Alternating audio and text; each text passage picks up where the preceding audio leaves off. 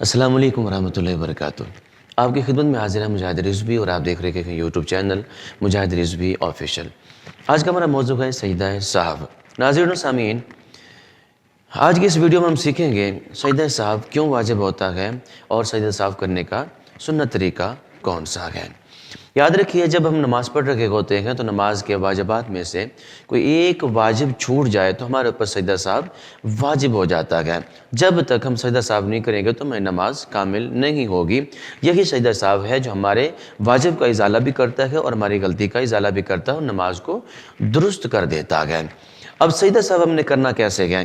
جب بھی ہم نماز پڑھ رہے ہیں، 2 رکعت ہو یا پھر 4 رکعت نماز ہو، مکمل تشہد پڑھنے کے بعد یا پھر عبدہ و رسولہ یہاں تک پڑھنے کے بعد ہم نے دائیں طرف سلام پھیرنا ہے۔ سلام پھیرنے کے بعد پھر ہم نے 2 سجدے کرنے ہیں اور دونوں سجدوں کے اندر 3 بار تسبیحات سبحان ربی الاعلیٰ، سبحان ربی الاعلیٰ، سبحان ربی الاعلیٰ، یہ تسبیحات پڑھنے کے بعد دوبارہ تشہد میں بیٹھیں گے اور ہم نے تشہد بھی پڑھنا ہے، درود پاک بھی پڑھنا ہے اور آگے ربنا آتنا دعا یہ آتی ہے یا پھر ربی جعلنی دعا آتی ہے۔ یہ دعائیں پڑھنے کے بعد ہم دونوں طرف سلام پھیر دیں گے تو انشاءاللہ ہماری نماز کامل ہوگی۔ آئیے اس کا پریکٹیکل طریقہ بھی ہم دیکھتے ہیں۔ قاعدہ خیرہ میں تشہد پڑھنے کے بعد دائیں طرف سلام پھیریں گے اور پھر 2 سجدے کریں گے۔